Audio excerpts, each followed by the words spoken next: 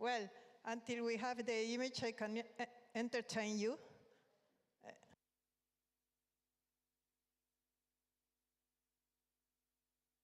Hello? Yeah. The computer is not... It's not working. I am lost. If you can put me the images for me to...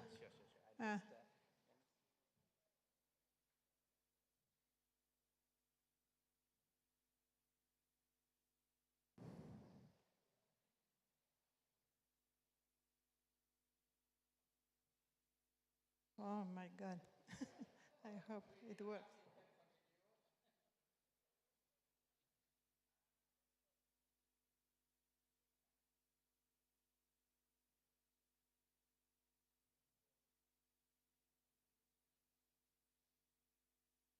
Voilà. Oh.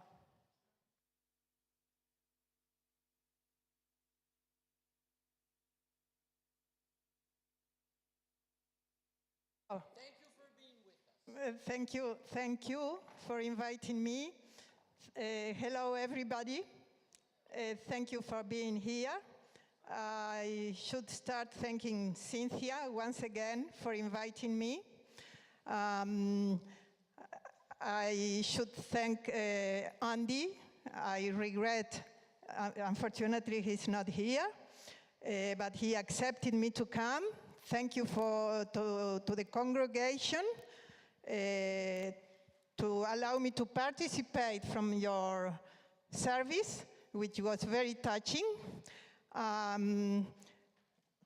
Voilà.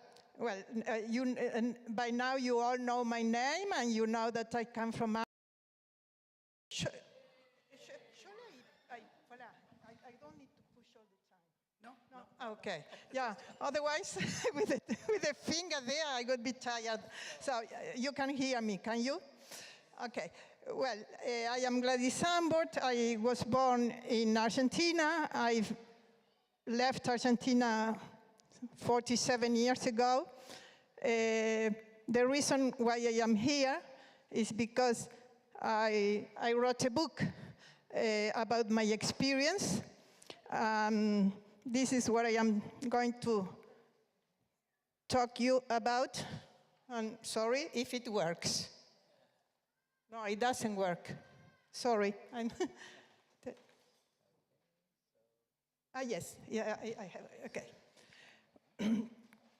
Well, sometimes I won't be able to look at you because I have the computer, it's not very comfortable, but I'm going to follow what I've written because I want to be as brief as possible. My story, so it would take too long to tell you all my story, so I try to make a brief presentation.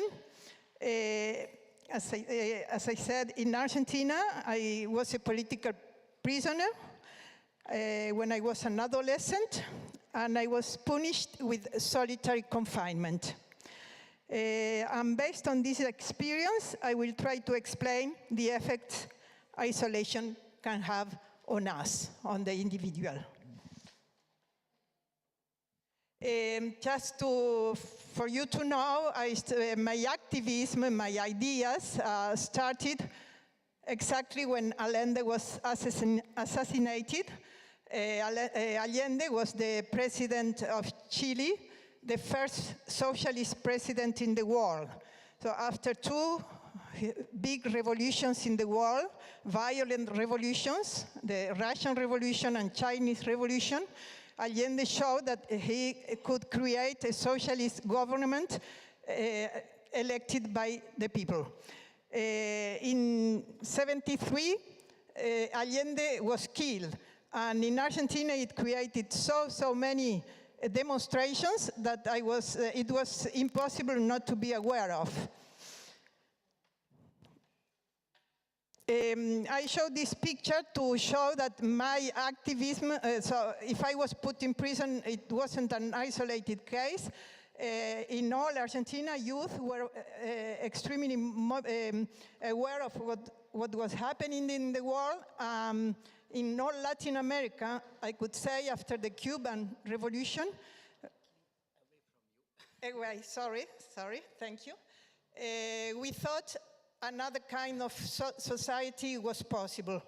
Today, when I heard the list of values, the Christian values, mentioned here during the service, I said they were exactly the same values we fought for.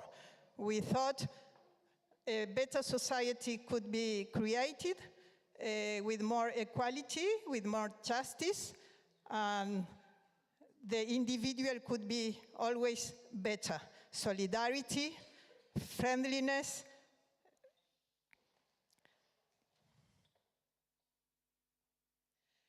In my particular case, I decided to become an activist of a party, of a Maoist party. At the time, we followed the policy applied in China, which at the time was or tried to be a communist party.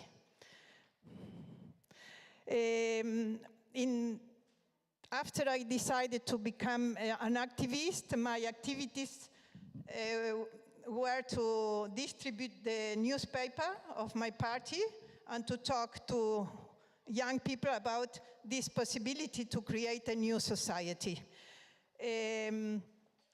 I made a comment in the history class. I said that I was speaking about the Vietnam War, and I said that the smaller army had defeated the world's largest, the most powerful one, because it fought for freedom and deals. The professor, the teacher, history teacher, denounced me to the headmaster. And the headmaster, instead of protecting me or calling me to talk with me, called the police. The police came to pick me up at home, and I was arrested in '75 when Martínez de Perón was president of Argentina. I mentioned that, it's a very important point, because, is it all right? Yeah? Because I was not arrested during the dictatorship, but I was arrested during the constitutional government, so before the dictatorship. None of my political activities contradicted the constitutional right enjoyed by every citizen, namely that of expressing their disagreement with the government and advocating the establishment of another more appropriate regime. So I had the right to do what I was doing. As an opponent of the political regime, a member of a left-wing party, as an activist in high school, at the age of 17, I was regarded as a danger to the security of the nation. The Act of National Security, approved by the government I mentioned, entitled the state to hold me without justification as to why I represented a danger to the security of the nation. So there was no law, there was no article to be applied on me. They just had the right to hold me in prison. I was kept in prison for nearly 3 years. First, completely isolated for a short period in the police headquarters in a small city in the province of Cordoba, for those who would know Argentina. Afterwards, I was taken to the convent and protected by the nuns. They were quite nice, I have to say. They were French nuns.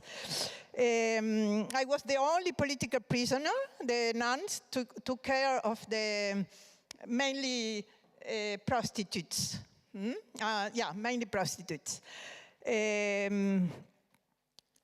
I was transferred to Cordoba, where I stayed for 1 year, 9 months of which we were completely isolated from the external world. No letters, no visits, no courtyard, nothing. We were secluded inside a wing and each one in their cell. And finally, the last year of imprisonment, I was to Devoto, a prison in Buenos Aires. Soon after my arrival to this last prison, I was put in solitary confinement for 15 days. During this time, in March '76, in Argentina, there was the bloodiest military coup, during which 30,000 people disappeared.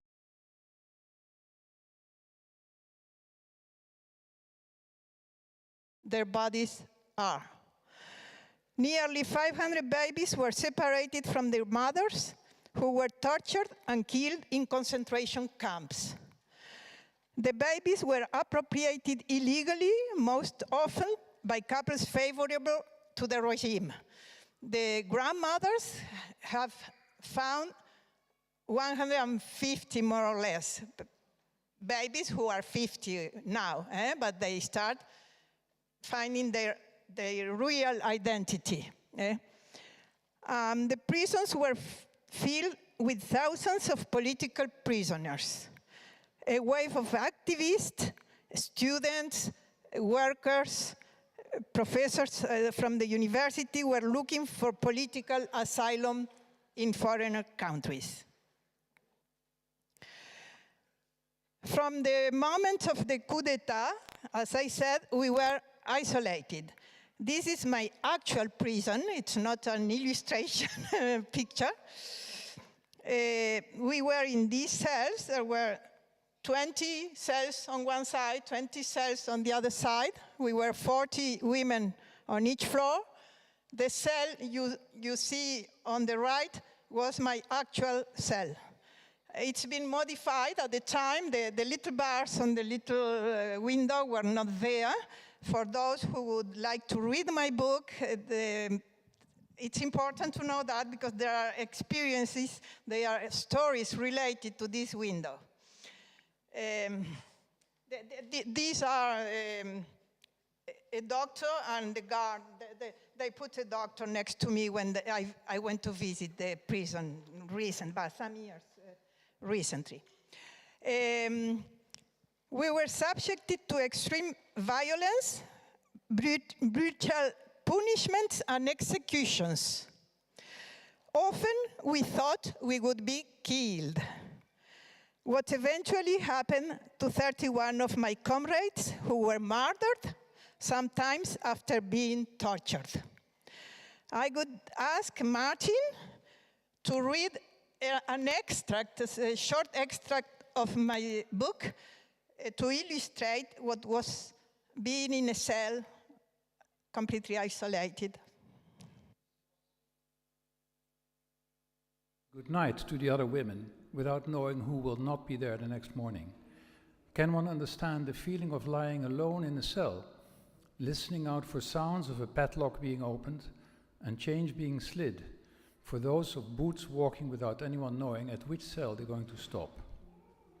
And finally, how is it possible to imagine from the outside what can be felt at the sound of those same boots when they leave in the silence of the night and a comrade is taken to be executed sometime later? Why her and not me? The accent is definitely different. So, thank you, Martin.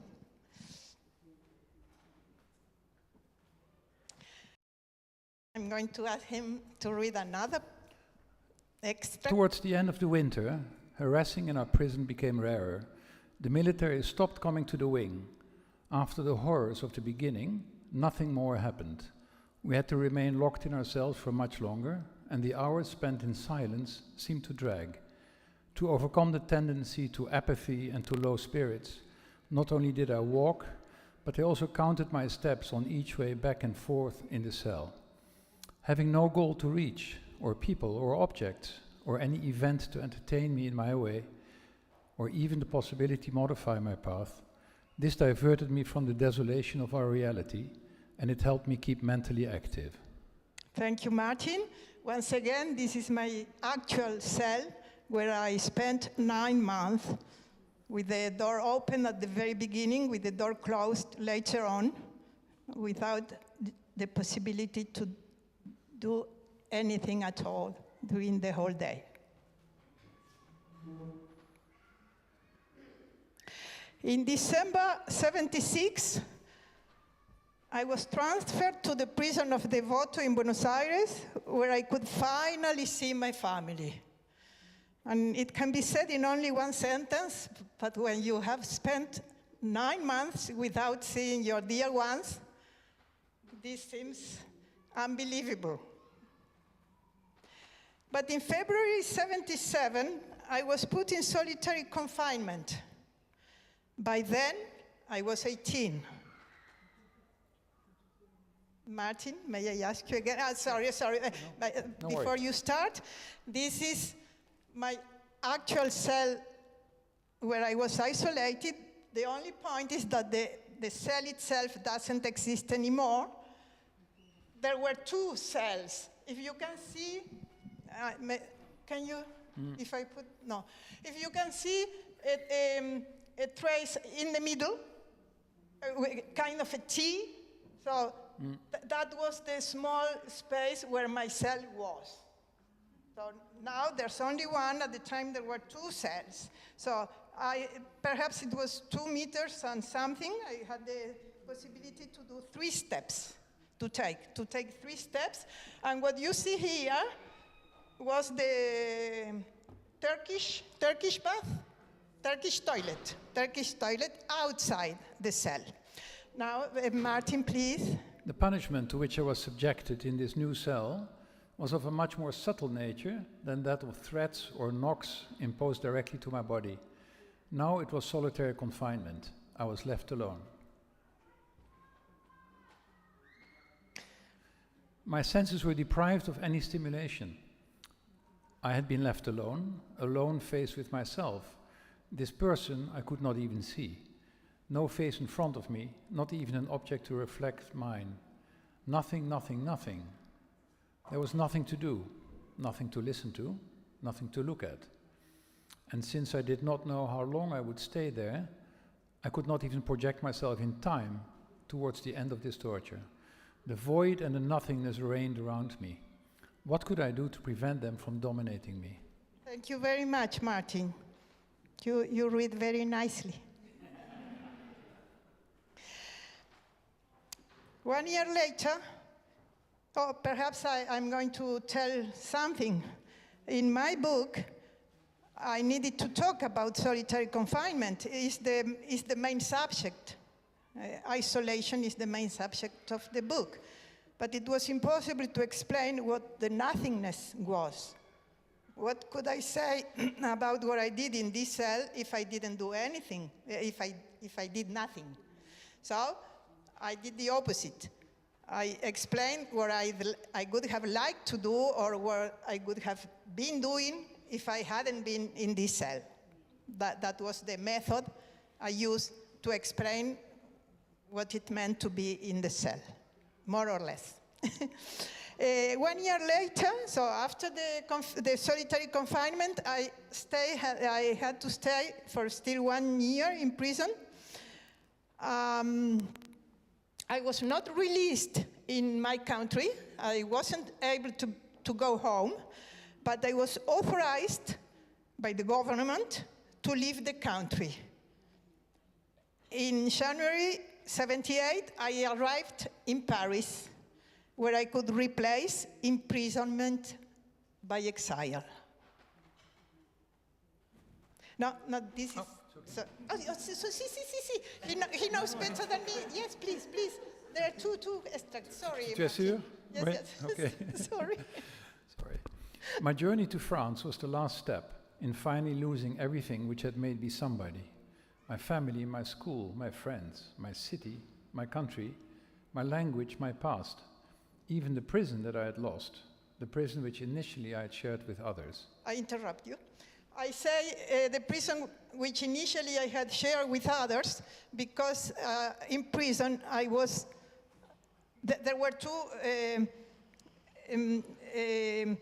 organizations, majority organizations, and I didn't belong to any of them. So I was particularly isolated. I didn't share the measures they took towards the authorities, and it only deepens my feeling of being isolated in life, in the world. The second, please. In France, I was very warmly welcomed. Most people showed a deep sense of solidarity, and they treated me with sincere friendship, which I shall never forget. But the loneliness, the fear and uncertainty I harbored inside me could find no refuge. Thank you, Martin. For years, I felt that in this cell, in solitary confinement, where I was kept for 15 years, something had broken inside me. For years, I tried to understand what it was.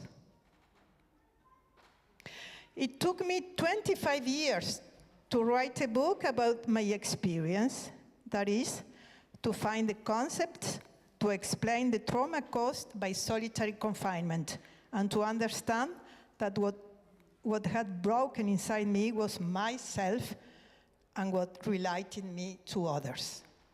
These are the 4 versions of the book I was able to get published. My experience in prison and being isolated, left completely alone, made me feel that when all the others disappeared, I was nothing, and that all I was thanks to others. Today, I can say that solitary confinement is torture. Isolation destroys a personality and leaves indelible traces. It annihilates the individual, since without people around, we are nothing. It endangers the psychic integrity, since it strips the individual of the most essential factor for their existence as a thinking entity, the presence of others. My book intends to convey a universal message. What I lived in prison in Argentina in 1975 can happen in many different situations, anywhere, anytime. As individuals or within groups and communities, we risk to provoke discrimination and isolation with each one of our actions and attitudes. And being discriminated or isolated leads to the loss of the sense of life and to the threat of nothingness. I'm going to ask Martin to read the last 2 paragraphs from my book.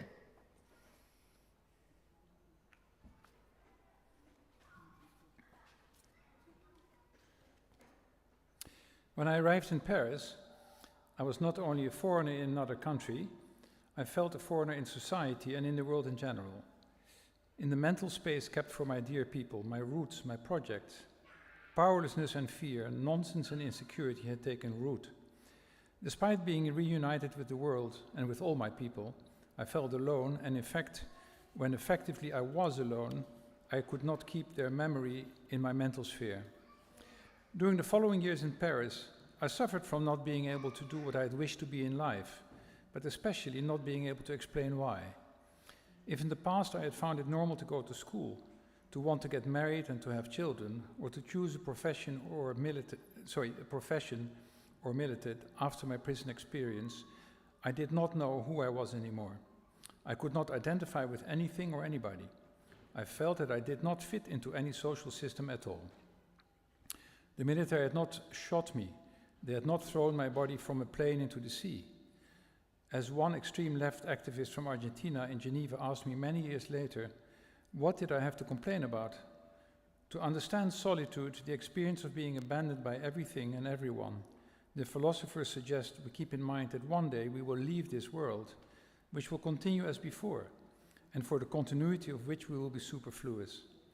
It would seem that nothing is worse than death, but we rarely think of the fragility to which the intrinsic dependence of our person with regard to others condemns us as long as we live.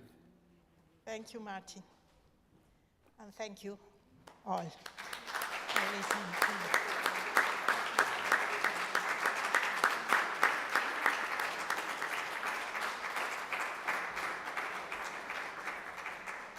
I hope I was not too long. You are not too long. Not too long at all. You were very concise, and it's very moving. Would you be willing to have some comments from people or questions? Would that be okay? With pleasure, as long as they articulate when they speak. Okay, but if you don't understand, Ana can translate into Spanish for you. So are there questions or comments? Yes, okay. Sarah? So Gladys, this is continuing the conversation we started. First, I want to say, gracias a Dios, gracias a la vida. You are here and whole, and you are courageous, and I love that you are still passionate about the commitments you've had all your life. So well done, my sister. But the question I want to pursue with you is that, as we were talking about, I worked in the Amnesty International office in San Francisco that ran the Urgent Action Network for Prisoners of Conscience in the 1970s. And we often wondered, what difference did it make for the people imprisoned that people were writing and appealing and doing demonstrations? And you said you were waiting for amnesty. Can you tell us more about that and what difference it makes to have human rights defenders? Yeah? Is it okay? I hope I understood everything Sarah asked me. Yes, I think it made a difference. The military knew they had limits in their action, which wasn't the case in the concentration camps.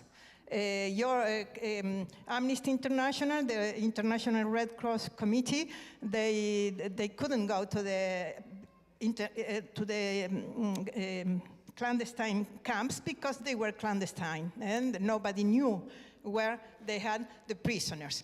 And the fact that you visited the prisons, I could not say that it prevented the military, the soldiers, to punish us, absolutely not, but it put limits. And they had to justify what they did. For example, when they put me in solitary confinement, I explain in my book, how to say, representative of the International Red Cross, he came, well, all he could do was that I was told how many days I would be there. The first 8 days I wasn't told how long I would stay there. And at night I was, the nurse brought a Valium, tranquilizer. So that wasn't much, but at least, perhaps it prevented them from torturing me inside the cell, for instance. Does it reply to your question?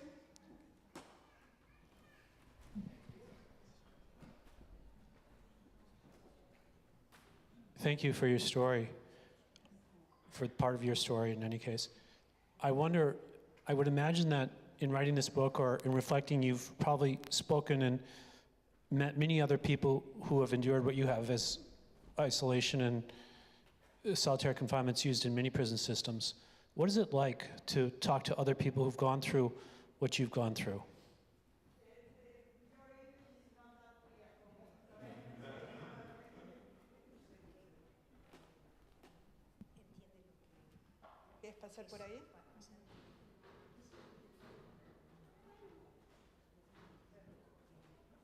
Yes.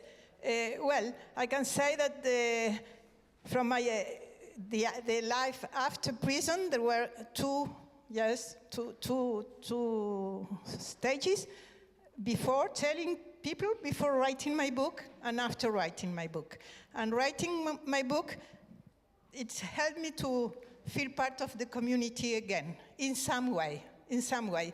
Yes, it's important. It's important to be able to let people know what we went through. My schoolmates ignored what I had gone through.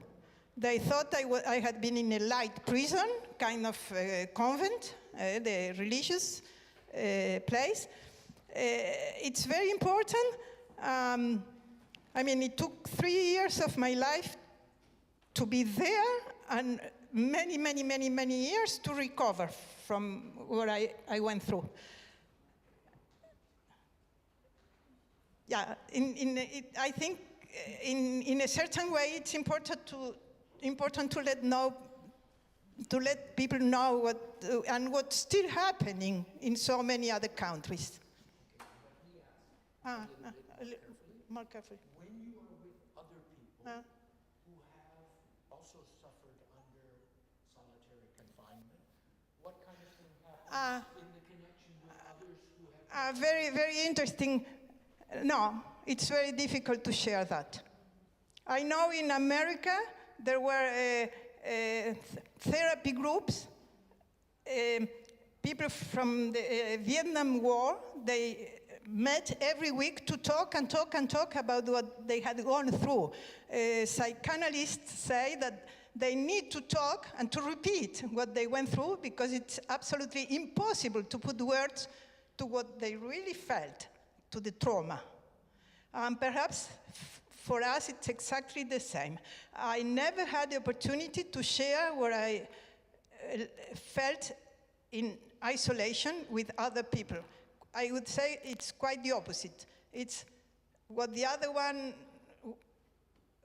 suffered is always more than what you suffered, if I can say. Is it clear? Is it what you wanted to know? Yeah? So it's difficult to share. Yeah, that's really hard. Yeah.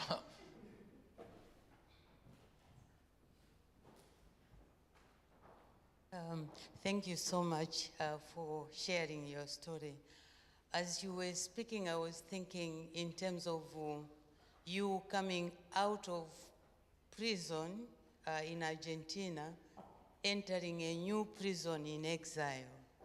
I mean, because exile it was forced on you. And my question has to do with how you entered the space of now claiming your freedom, because today's message was about freedom.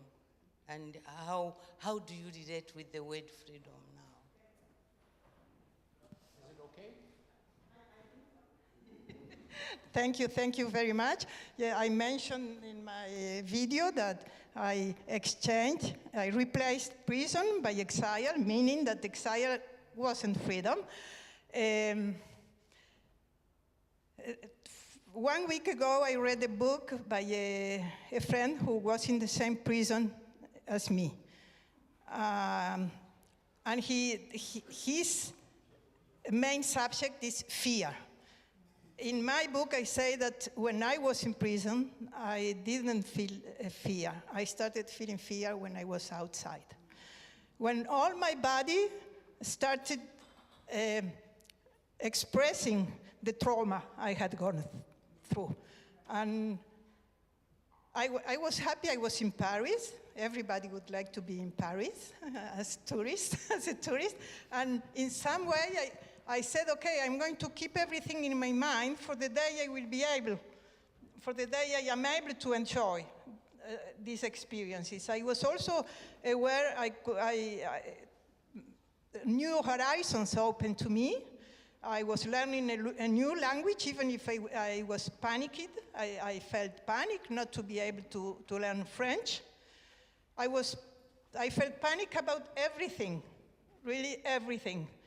I cannot write the second book because putting words on that panic is quite impossible for the moment. Indeed, it wasn't freedom. It's very difficult to explain. I could already go everywhere I wanted, but I felt physically miserable. I was extremely thin. I had lost my period for years. My body didn't accept any food, any nourishment, and I couldn't talk at the time. I don't know if it explains something. Voilà.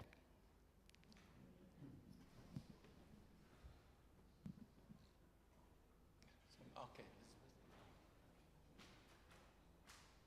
Thank you very much for being so open. I would like to ask you in which way this traumatic experience affects your life today still.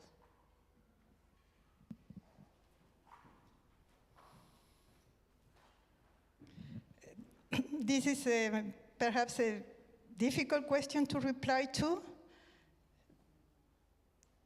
The answer is limitless. But I can say that even nowadays, even if I don't look like, I still suffer from the effects of imprisonment. I mentioned this book I read 1 week ago. On Monday, I was completely unable to move, if you can believe me. I thought it was my brain, which couldn't understand that I had gone through the same thing this man was telling in his book. I recover much sooner than in the past. I understand also sooner what's happening to me. I need help to do that. I don't do that on my own. And I am very grateful. I am in Geneva because I got help to recover. There are traces, if I can say, which are undeliverable. No, how do you say? Indelible? Undeliverable, which nobody can see, which make my everyday life very difficult. And there are many ambitions I had in my life. I only could learn to forget them, to do what I was able to do. I was able to go quite high in my studies, but I was not able to develop a profession as I would have dreamt or ambition to do. If you.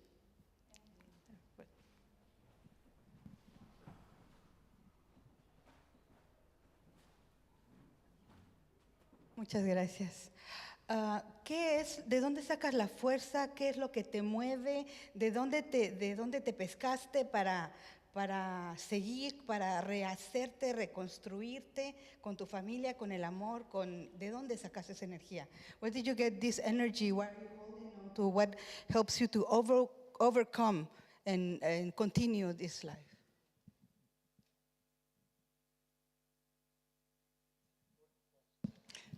Thank you for seeing strength in me. Thank you very much. As I said a while ago, the answer is also limitless. One doesn't know where the strength comes from, perhaps from my genes, perhaps from my beliefs. You said many things today, and you spoke a lot about love. And it's perhaps love. I always tell my son that if we are on earth, it's to improve ourselves and to overcome our difficulties. And every time it happens, we feel that we love others a little bit more. This is all I can say. Apart from that, as I say, limitless comments to do.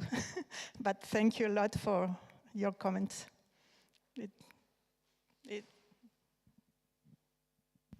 One more? Oh, I have too many more.